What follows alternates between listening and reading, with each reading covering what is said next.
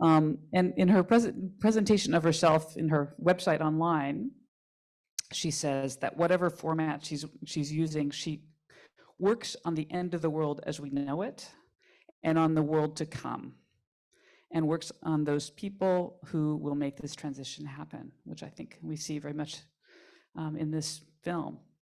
She likes to shed light on the ideas and souls of activists and artists who are dreaming big and doing good. And Mélody Braun is here for a conversation with us tonight too. She's a senior staff associate at the International Research Institute for Climate and Society. She has a multidisciplinary background in earth science, sustainable development, and adaptation to climate change.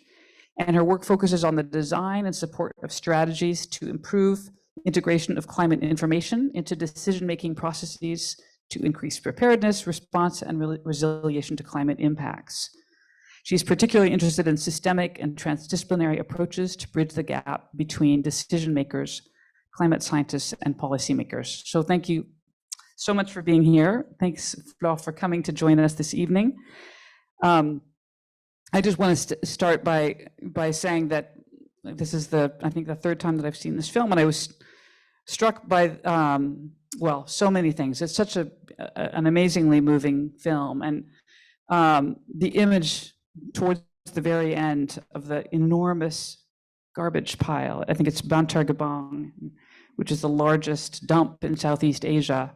And in some ways, when I was looking at that, I was thinking, this is sort of like, it represents in some way the magnitude and the scope and scale of this problem we have, the problems we're facing in the world. And I think for many people, maybe most people, it feels so enormous and so overwhelming and so beyond the scale of what any of us can do to change it. And yet this film, I think, shows so beautifully these 7 young people who've decided to make a difference in one small way initially where they could.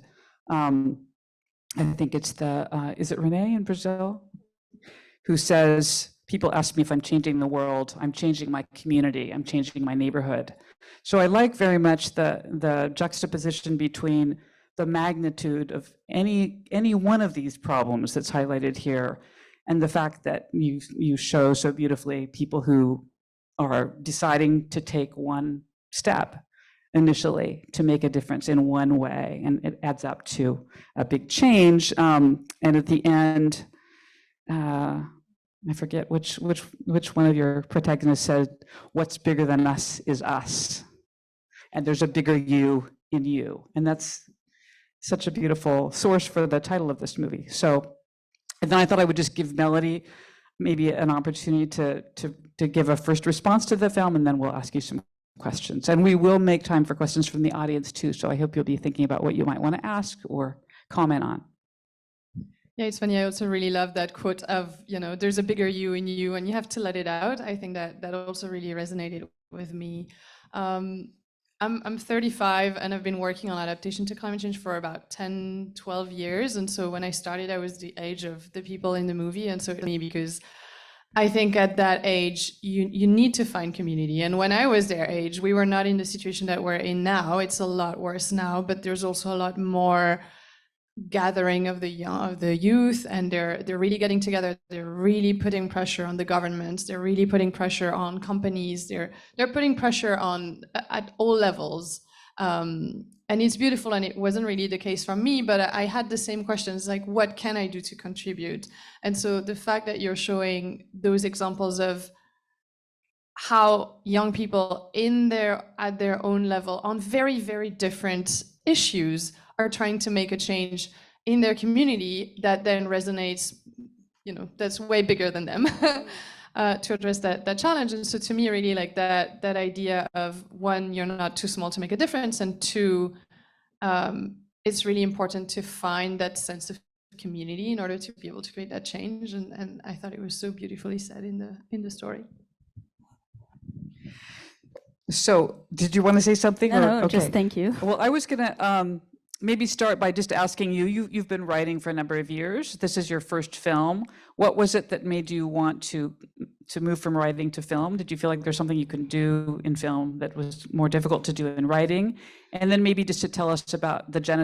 genesis of this particular project, how it started. It's true that it's my first feature film for theater release, but I did films for TV before. So it's not exactly the first time I work with images. And for me, it's just about the writing. Some stories end up in books, some stories end up in columns or newspaper, some stories are for podcast, and some stories are for film, and some stories are for cinema. It's really depending on the story. And for me, it's the core of everything is just the story. So it's just writing. It's just the size of the pen and the brush and the number of people around you that change. And yeah, you've seen the end credits. There was so many people working on that film. So I've been surrounded with so many talents. And I think that's the reason why we ended up in a film, is that I needed help. I needed a lot of artistic power to really end up with, for me, as far as I can in terms of showing you the very grandeur and the very noblesse of what is happening on the field. It's something to read about it. It's something else to feel it. And I feel cinema and arts are those really medium you use to connect with the emotion of people, something you cannot do with just pure journalism. And maybe you have felt also my journalist background, because there's a lot of data, everything is backed up, there's a big investigation all the time. It's cold fact, but it's real people. And I felt like, yeah, this is. I was lucky enough to have the opportunity to play with all that tools that maybe will connect not to your rational, maybe not to your brain, but your heart. Because for me, this is the key to action. I mean, we are surrounded by the facts. We are surrounded with the evidence. We are surrounded with the, like every single day, there's another proof, of what is happening. And then we do not move, and then we do not change. There's like a disconnect between what we know and what we do. And I tend to believe this is because we have lost the connection to our hearts. And because it's too big, it's like the garbage thing, it's like, so you protect yourself, you protect your emotion, because you are very afraid of what you may end up feeling if you allow yourself to just feel. I took my chance. Yeah, I was actually struck by the quotes at the end when you return to each of the 7 protagonists in the film, how many of them use the word love and heart in describing what they do and why they do it and what drives them. So this connection to the heart. I think it's very important. Actually, thank you for mentioning it. I think we've been wrong in communicating about activism and doing good in terms of morale, in terms of ideology. Like, we are the privileged, we have been lucky enough, we are on the good side of the barrier, we are on the good side of the history, so we should do something. I think it's wrong to communicate like this, because it's not the reason why you will do it, really. I mean, without dropping it. You will stay, you will do it because you will find happiness, you will find joy, you will find community. Like, it's so important. It's so important. And at all level of age, it's not just for the youth, but it's true that for the youth, this is a huge moment of, the need of connection. But I think it's for all of us. And I think we have to reframe how we talk about activism. It's not just the tears and the sweat and the blood. It is happening. It's true. It is hard. But if it's not just that, and this is one of the biggest takeaway I had with this film. I was not ready for that. It was not my intention to end up with this kind of film, but it is honestly what I felt when I went into this country and when I met them. Of course, they did sacrifice. They did, they do fight. They do lose everything. It's true, but really what matters to them and what is really predominant is really the joy. And the joy of course, having a purpose, having a community, having a role, having a meaning. It's very strong, and this is the reason why they will never stop. And maybe you will ask me the question, but they are still very active, and more than ever, because this is their life. It's not work, it's not a task, it's because of their life. And this is something that I've met into a lot of activists in my life. It's not my first work with activists, and that always struck me, like the fire, the drive, the grip. They will not stop. And it's not for ideology or religion, or it's not about that. It's much bigger. It's about the love. So can you tell us about how you found Melati and the other, where did you start? And how did you put the different pieces together? All right, so maybe this is going to be the longest answer, so bear with me. The story starts here in New York to September 11.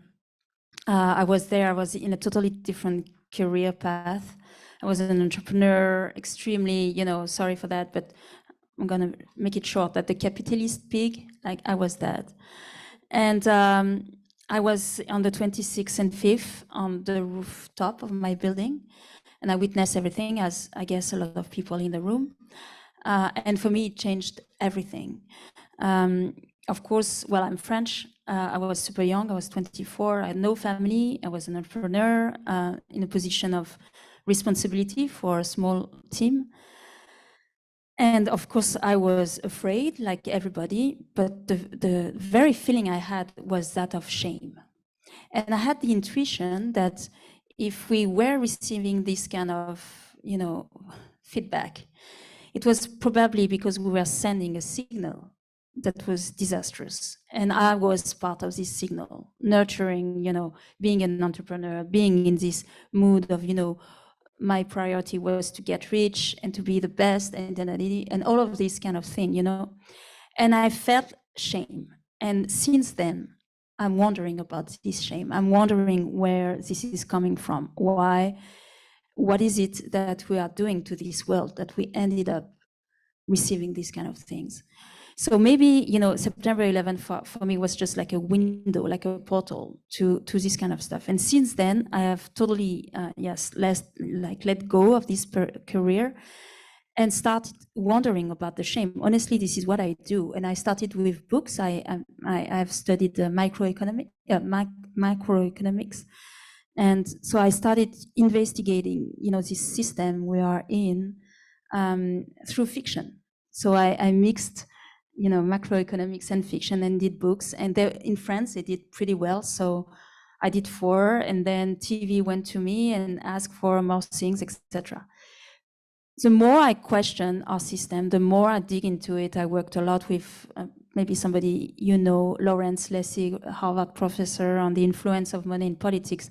The more I was working on that, the darker I was going, because it was totally depressing. It was super easy to understand, but everything in our system is corrupted by this.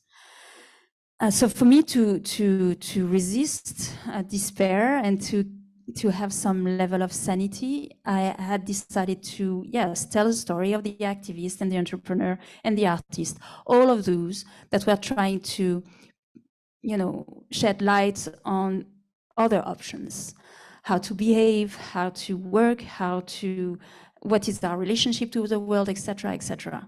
And this path of writing also led me quite far for me. I had the privilege to go to Moscow and to do a film with Edward Snowden. It was a huge privilege to do this. I do not know why he trusted me, but we did it together. And with this film, it was 2016. I was pretty sure it was at the top I can do, that it was the biggest work and biggest impact I can have. So I did screenings like this with adults, and I was really trying to show them that the very beauty of this man, and also the wisdom and why we were not all defending him. I know I'm saying that in America, sorry, but this is what I believe. This isn't really You America. can leave now. But you stay, thank you. I ended up with this film, and I was doing screening like this, and we had debates afterwards, and the adults of the room were saying, yeah, you're right, he's spectacular, he's great, he's such a brain, and he got that, and he got everything. But I'm not going to change, because I'm not a Snowden. So with this film, I realized that all of my work, which has consisted till then to try to convince all of you to change, was going nowhere. So it was a real big feeling of powerlessness. And at the very same time, my own son of 7 years old at the time asked me the most fearful question. Maybe the parents of the room will tell me if they were confronted by this kind of question. But my son asked me, Mama, what does it mean when people are saying that the planet is going to die? And what do you do? And what can I do? And these three questions were like just my September 11 again, where I realized that I had no proper explanation.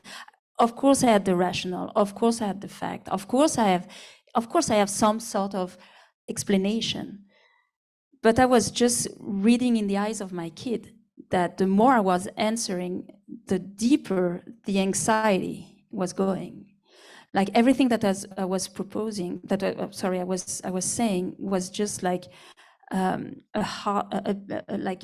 knife, going in the heart. Like the level of impossibility was really big, and that was my second intuition, that nobody was talking to the kids. Like we have, okay, there's classes on climate change, there are classes on biodiversity, etc. But again, this is on the rational, and there's nothing appealing, there's nothing inspiring, there's nothing that answers the very question of what can I do? So I felt there was a void.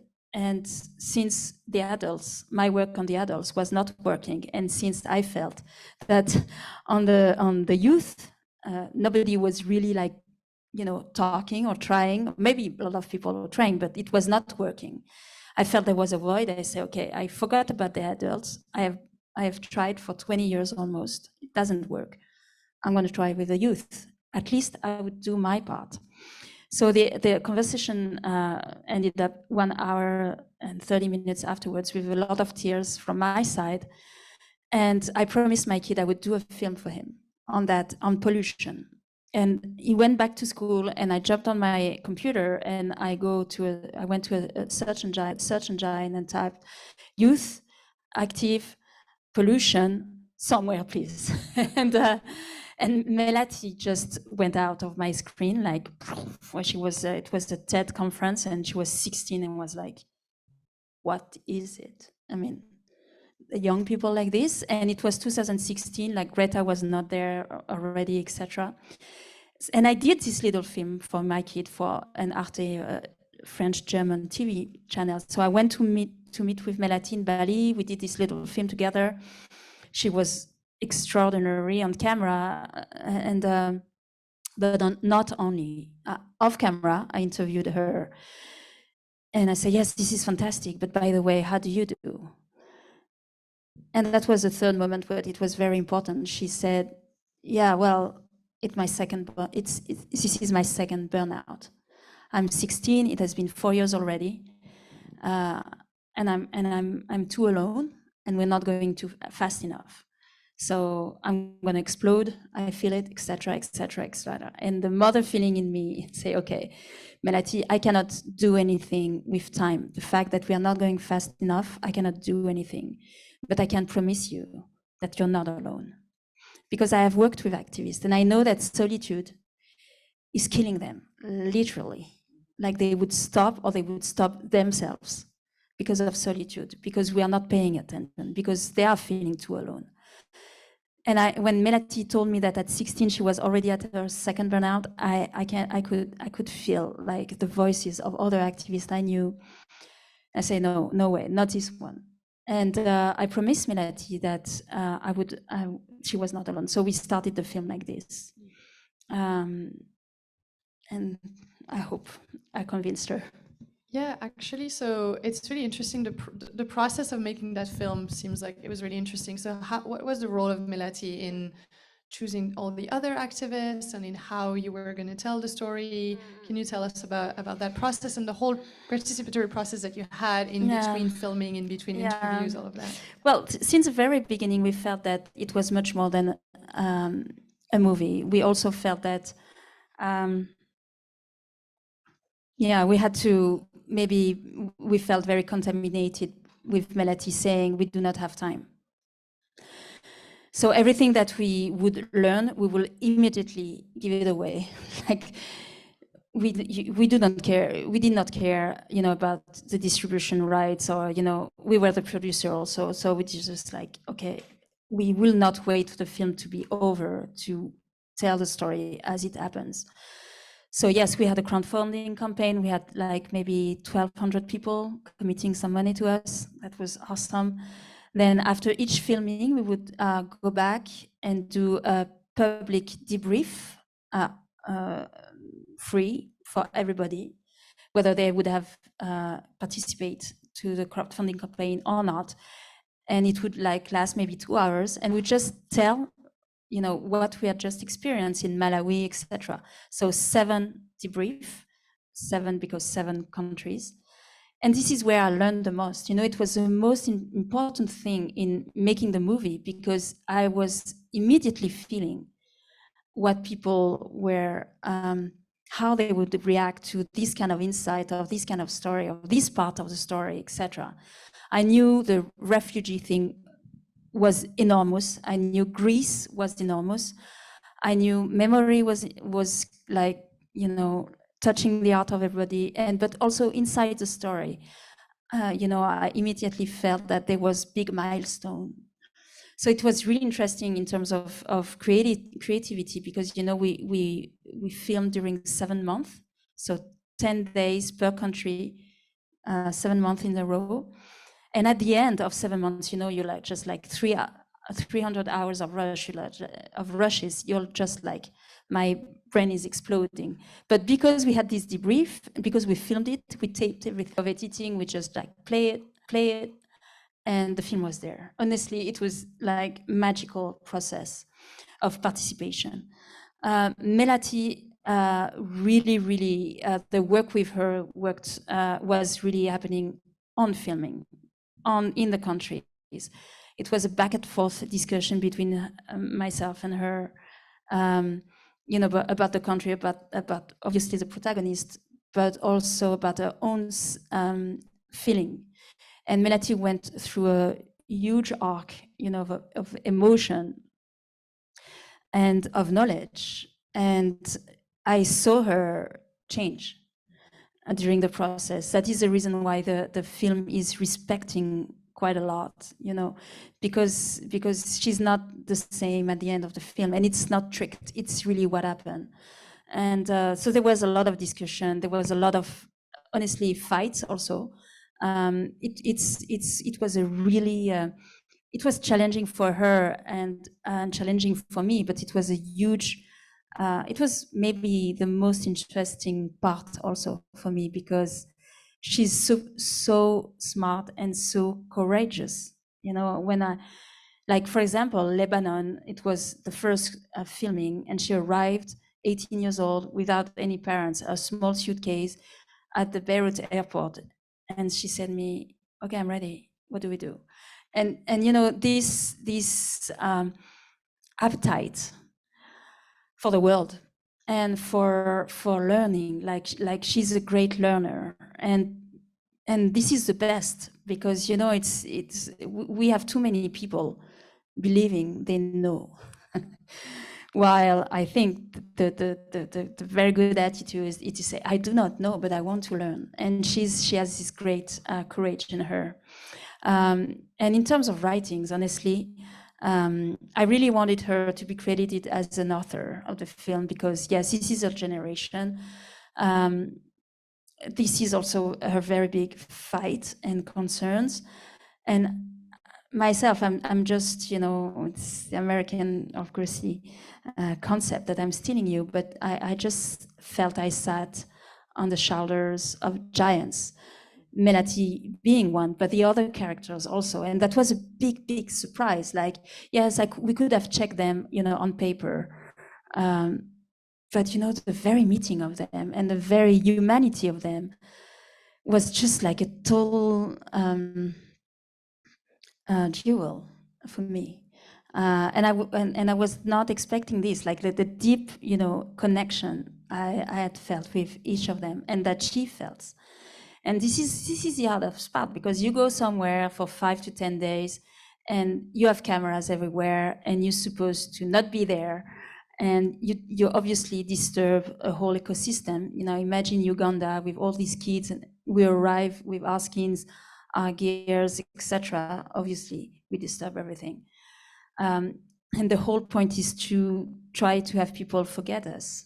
So they let it go, because obviously you understand they are not actors. When you do documentary, you never do things twice. Either you have the image or you do not have the image. When people are in the sea, you do not say, "Oh wait, the light is not ready."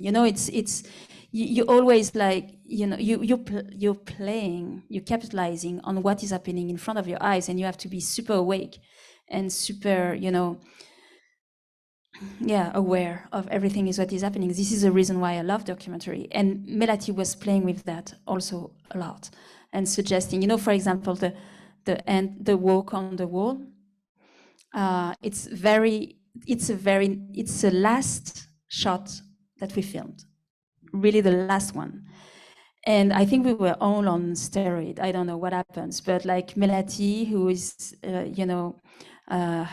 she's afraid of the height. I don't know how you say that. And it's 3 meters, and there's one side of the cement and the other side is the sea with rocks. I went on that wall because we did some film over there, and I had the camera. And honestly, I have been a dancer. I'm quite, but I would not do what she did. Honestly, it was very dangerous. And she said to me, "I want to do it because I owe it to all of them because of what they gave me." And I say, "Okay." So everybody's breathe in, breathe out, because one shot. We are not allowed to do it. Our fixer was at the police station that was very close by, because we are not allowed to do this shot. And she yelled for 2 hours for us to be, to do all of these shots, including these ones. So they occupy the police station, and the beauty of documentaries. And Melati did that, and I'm so proud of her. I mean, it was such a gift. And at the end, we were just like in total tears, because it's big, like she testified, it's bigger than her. And this is all about that.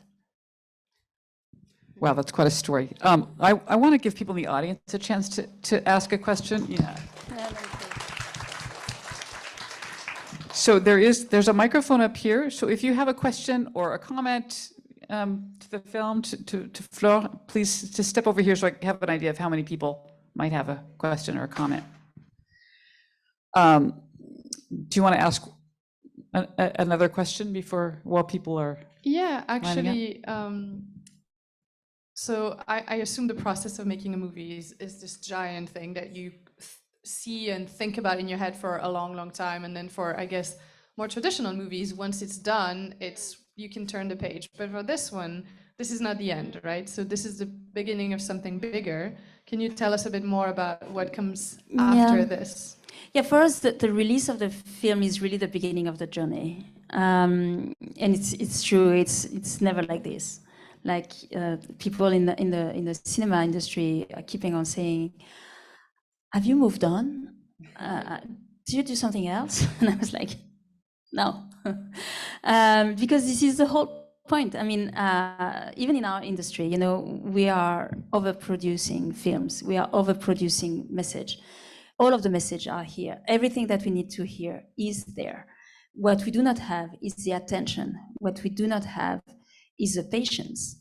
What we do not have is the care. So, and I think my industry is also responsible for that, because we are very accustomed to shoot a story and then to move on to something else. Well, I think this era is done. And we cannot do films as we were used to do, where you go, you know, at the other side of the world, capture a story, come back here, sell it to you, move to something else. For me, this is super disrespectful, and it's not possible to behave like this. We are going the other route. I think movies like this need our attention, my attention also, and my commitment to you and also to the protagonist of the film, to make sure that I would not say that with everything that I did, but with this film, I would do that. I think everybody needs to hear this protagonist, especially the youth. And I watched it, and this is something that I've witnessed it. I mean, this is not something I'd honestly totally expect. We went out in France a year ago. We stay in theater for 2 weeks because the theater industry is in total turmoil, and they would get rid of the film to put new films every week, no matter what, because of this newness thing that they wanted to instill.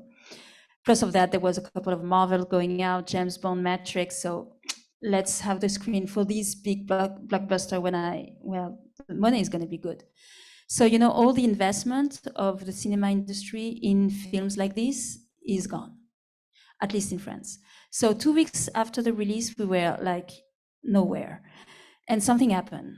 Teachers and the educational community have heard about the film and started to go in masse, reopening theater for their classrooms, but maybe sometimes 700 kids in the same room watching the film, discussing this after in school, doing expose, doing songs, calling or writing to the protagonist of the film, etc., etc. In France, I think we have done 4,000 community-based screenings. People calling us out of nowhere saying, I want to do a screening for my community, would you send the film? And for me, this is the biggest reward, because it's not pushed by marketing or, you know, any kind of marketing strategy or whatever. This is grassroots. And this is exactly what Melati was saying. We have to educate each other. And this film is not the end, it's just a tool to start a conversation, a much needed conversation, especially with the youth. You have no idea how many youth I meet and how many of them are telling me, we are never discussing this in my family. My parents never talks about that. Nobody is talking about this. And I think this is explaining the level of eco-anxiety in our society toward the youth. It's not necessarily the bad news. It's a fact that the adults are remaining silent. So hence the film as a tool to start a conversation in classroom, in families, in companies. It's a year now that the film has been released in France. It's gonna go in 56 countries. But in France, we have like screenings, like 30 demands a day for debates and screenings. So I know the wave is here, and this is why I'm telling you, I'm not gonna move on to something else. I'm gonna keep doing that. And also we are launching a new phase where our goal is to go back to every country we went. So Uganda, Malawi, etc. Do the community screenings we are doing everywhere with debates with the local activists and their community. Film an update, because they all have grown up. They all survived COVID and the pandemics and the lockdowns and everything. They were very smart. They helped their community during that time. I want you to know. And we're also launching an NGO to channel some resource to them for them not to have the film not just as a way to have more credibility, but also to accelerate whatever they are doing on the ground. So just to underline, there is a website, it's biggerthanus.film, and it's actually a wonderful resource as well. There's a profile on each of the protagonists. There's some resources that are provided. There's information about the foundation or association that they either founded or that they're part of that you can get involved in. So that's one way of really extending and broadening the life of the film. And I think if anyone wants to show the film, you can go there as well and contact that way. And if any of you know of someone who has a connection to a distributor in the US, it's shocking to me that there's not a distributor yet. That's something that has to be addressed. But I want to give the opportunity to folks in the audience to ask questions. You speak really into the microphone. Hello. So first of all, thank you so much. Thank you. My name is Judy Gorman, and before anyone else leaves, I and every person in this room has knowledge, experiences, skills to bring to the concern that the film is addressing. I'm a musician and a political activist, but I would like to know, and from you, from anyone, what are other suggestions of concrete things that people can do? Because this is a powerful city, and it's a very lonely city, and it's been made more so by the COVID and the ever cancerous development of capitalism and hyper-capitalism. So I'd be interested in the ideas from each of you and from people in the audience. What specific, thank you for mentioning going to the website and that you need a distributor, and what else would people suggest we all could do or propose? Thank you so much. Okay. Okay, and maybe what we should do is maybe we'll let everyone have a chance who's standing up to say their question, and then you can address several of them at once. Okay, but remind me of the question because I have small brain. Yo, my check. I don't really have as much of a question as more of a comment. I'm a teacher in Spanish Harlem, and I would really like the opportunity to show this to my students. I think it's a very powerful film. I want to thank you for that, and that's really all I had to say. I would love to come, and if not me, the film. You can count on that. I would love that. Thank you. Thank you for what you do. Thank you. Sure. Biggerthanus.film. In Harlem, I would love that. Yeah, thank you. Hi, I'm a little greedy. Can I ask a short question and then a follow-up? Do you consider nuclear power as a viable solution to fossil fuels? I have an answer to that, but okay. And also, you mentioned the Arab Spring in the documentary, and I think a general consensus is that it ended up being a failure, especially in many parts of the world today. There's more food insecurity, more political instability, greater issues, as you also mentioned in your documentary. Would you consider that right now activism is losing ground? And if so, why? Or how would you address it? All right. Let's let everyone answer. All right. Thank you. Would you help remember the questions? Because I'm not good. Okay. I just want to give everyone who's standing up a chance to say their question, and then we can answer. Okay. Thank you very much for the film. Absolutely beautiful, timely, and inspirational, because it has been shut down. A couple technical questions. The high aerial shots, did you use drones to do those shots? Oh, that's really, really beautiful. And you cannot imagine the most stupid drones, like when I was seeing the thing and the shots. Yeah, I don't know. Amazing. And I wanted to comment that you did have a marketing crew on your side. It's called Divine Marketing. When you're in your path doing what you're supposed to do, you're divinely guided, and it just opens. So that was your marketing. So make sure you get some thanks. Sure, yeah.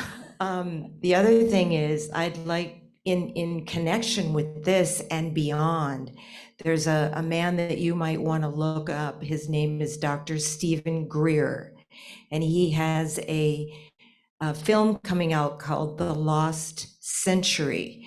And it's all about the technology that has been buried, that's incredibly advanced to change all of this. And it's coming out either at the end of this year or in the spring. And it's a nice, it gives a little hope to some of this. Oh, it's just heart-wrenching what's going on. Okay. Thank you. So my name is Susan Hanna. I'm an anthropologist by training and have worked for big NGOs, international ones, for most of my career. So I'm familiar with a lot of the issues and the problems. And I have a 35-year-old daughter that says, Mom, y'all have probably created the problems. The youth are the solution. They're the only ones doing anything. My question to you is, what is your distribution strategy for the US, and why has it been so difficult to find a distributor? And the youth are not watching television, so they watch Netflix or they watch some other aspect. And Netflix is certainly in the film festivals.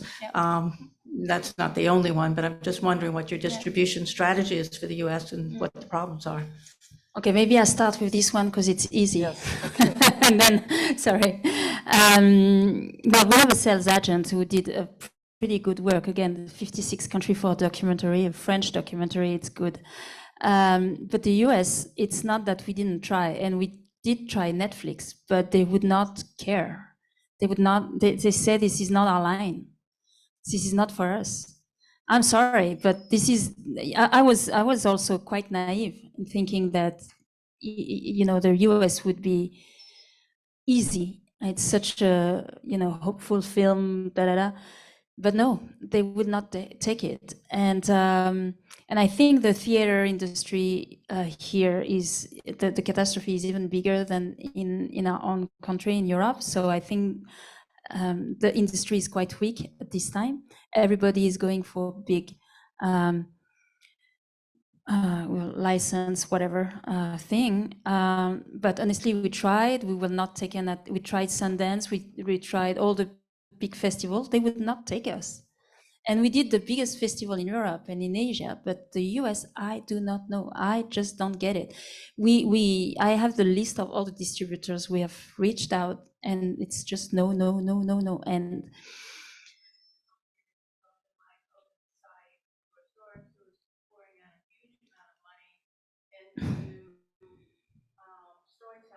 yeah. Mostly about the election, but it's about social issues. Yeah, but we do not, honestly, our problem, don't quote me on this, but we do not have a money issue.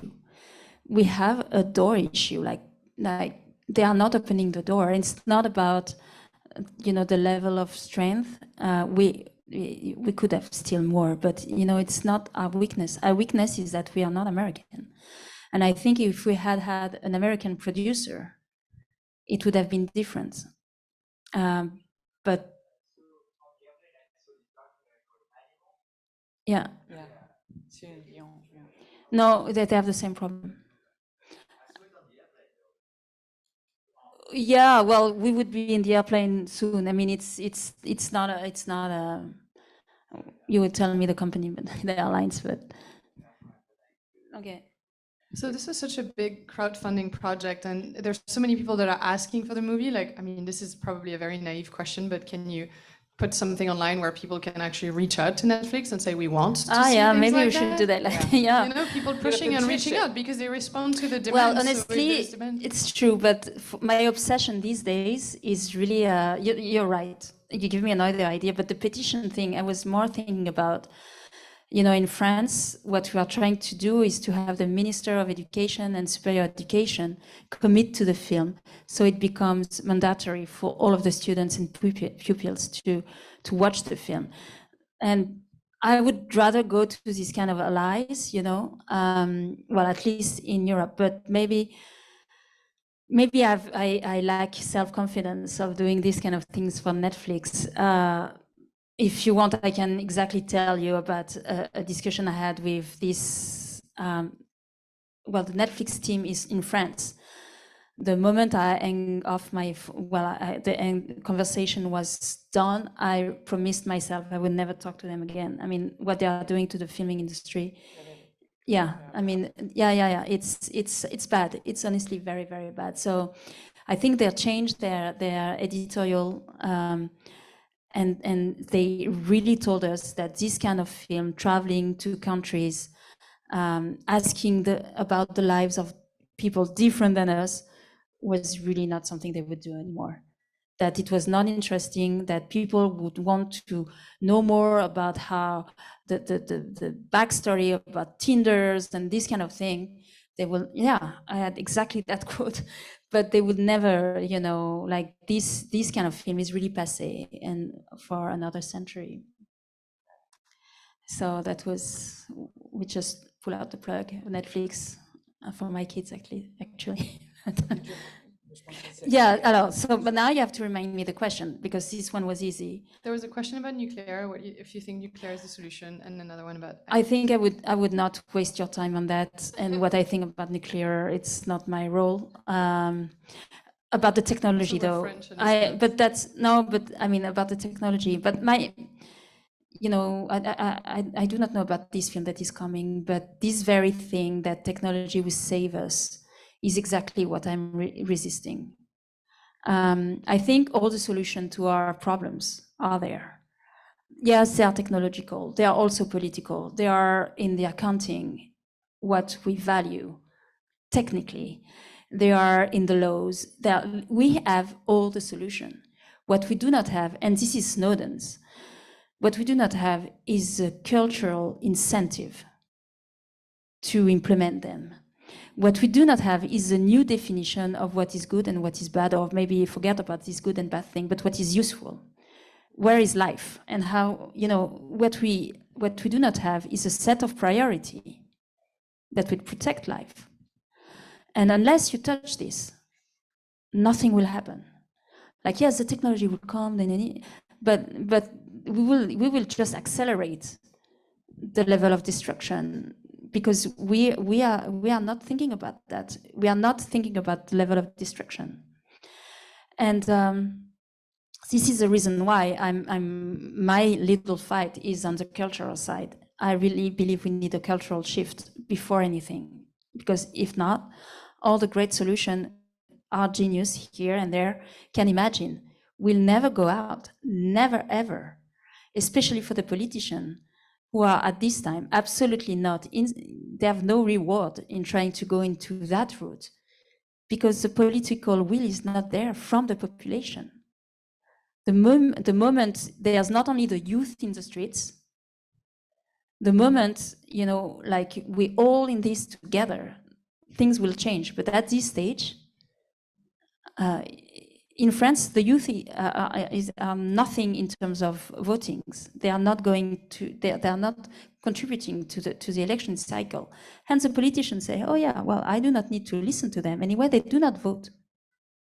And yeah, but in terms of who is in power right now, and this is the catastrophe.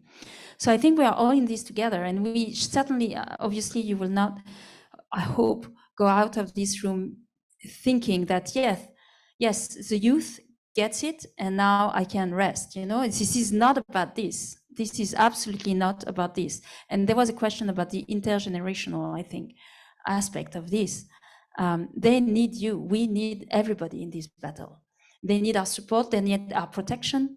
They need safe places for them to try their ideas, try their initiatives, fail, go back, etc. And this is, I think, the role of the adults around there to help and to protect this energy, so it can, yes, at one moment have a tipping point, but I do not know if we have the time to reach this tipping point, honestly. So that was the second question or third question. There's a question about concrete ideas for what we can do? How Yeah. can we find community for people who want to do something? Well, again, it's all about launching the conversation. I do not have the solution to what is happening today. If not, I would not be there. I think we all have to admit that we do not have the solution, and dare to go into a conversation where we do not control the end of the conversation, especially with our children. I think most of us will not really talk about that, because we are used to be in control. We are used to be the one who knows. We are used to be the one who can guide. But in this moment, how do you do this? So rather than admitting that we are failing, we will block the conversation. Again, you will not imagine the number of people who were saying, "We never talk about this in my own family." So first, have this conversation with your kids, your surrounding. Try to detect around you who is active, who is becoming an activist, and whether they need support or not. Again, there's too much loneliness in the front line. There's too many activists whose family do not even know that they are doing this, and they need to be respected. They need to be protected. They need to be understood. So that's the first thing: talk and open up. Second, if you have any kind of position of power, you're a teacher, you're a businessman, you are a marketer, you are a journalist, you are whatever, use it to push the content, the ideas that would lift people around you. That can be this film, that can be others. This film is not the only one. Like, use your position of power to promote this kind of messages. Again, we are fighting a wall of indifference and of mediocrity. How do we beat that? It's really, we do not have the power, the financial power of these ideas, etc. So we have to help each other. And again, at my little level in France, there had been a company who offered 100,000 tickets for the youth to go in cinemas and watch a film.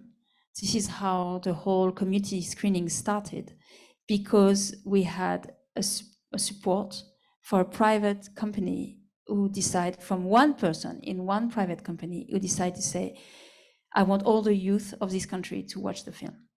So he offered the first 100,000, etc., etc. You can do that also. You can change, you can influence, obviously, if you have any position, any kind of position you have, you can influence the way people are trying to operate. And I have a lot of companies calling us these days. This is the biggest level of demands are coming from companies. And this is really amazing to me, because this is a film that is quite anti-capitalist. Well, we are saying the thing bluntly, and when you are a big corporation and there's 200 people in the room, all the employees, and they watch the film together, I'm like, all right, it's like we are addressing the level of dissonance that everybody feels. Well, talk about this dissonance. The fact that this dissonance is existing, and the fact that a company can address it internally, is awesome. At least we are getting, out of the hole we were all in. We are starting to respect ourselves. Well, maybe it is starting like this. If you have, again, the biggest thing is, if you have anybody around you who wants to get involved, stop judging them. If you have a kid who wants to strike for the climate, don't block him or her. Try to be this adult, responsible adult for them. Thank you, that's great. Mélody, do you want to add anything to that about what people can do? Oh yeah, it resonates a lot with me, everything you're saying. I'm like adding thoughts. No, I think, so I work on adaptation to climate change, and people always ask me, how do you stay positive? Like, how do you not feel completely depressed and helpless about what's going on? And I feel like for me, it is because we see that it is working when people come together. There are things that are changing. So I started working on that at the Copenhagen summit, which was a climate negotiation that was supposed to save the world and then was a massive failure. And then at that time, they were saying there's never going to be a global agreement on climate change. Now there is. Is it enough? No. But then, now we're heading to the climate negotiations in 2 weeks. It happens yearly. And this year they're talking about adding they are adding young people to official delegations of countries, because they're saying young people need to be able to play a role in the official negotiation. So they're not going to have they're not really going to have a negotiation power like other people do, but they will be part of the discussions that are happening in each of the countries. I don't know if, I'm pretty sure not every country is doing it, but that's a massive step forward. And that's happening because the youth are coming together and they're saying, we're fed up, we're tired of not being part of the discussion. We have things to say. And I've seen groups of young people in all around the world that are organizing, and they're coming to those conversations, and they really, really have done their homework, and they know what they're talking about, and they have very specific, very valid suggestions on policies and what needs to change and how it needs to change. And people are listening. People are starting to listen. And for me, when I started, I was told by a very well-known French figure that, in 2009, that young people walking in the street with their friends is never going to change anything. When, we were doing a movie on the role of civil society and what can young people do, and the response was, there's nothing you can do because walking the street with your friends is useless. And now the same person last year was saying it's amazing to see the young people coming together all around the world, and it's really making a difference, and it is. And so for me, it's really seeing the power of convening, and it's what you're saying, it's the power of opening that conversation, belonging to a community, seeing what other people are doing, because that's going to be what inspires you to do something at your own level, and finding like-minded people. And that's, to me, that's the most powerful thing. And it is working. And we have so many examples of how it's working. So I think this movie is exactly doing that and showing that it is working, and that there's, So Flore, thank you so much for this absolutely amazing film, and we'll do what we can to help get it more visibility in the United States, because it really should be seen as much as possible. And thanks so much for coming here to be with us. Thanks to all of you for coming. Thank you.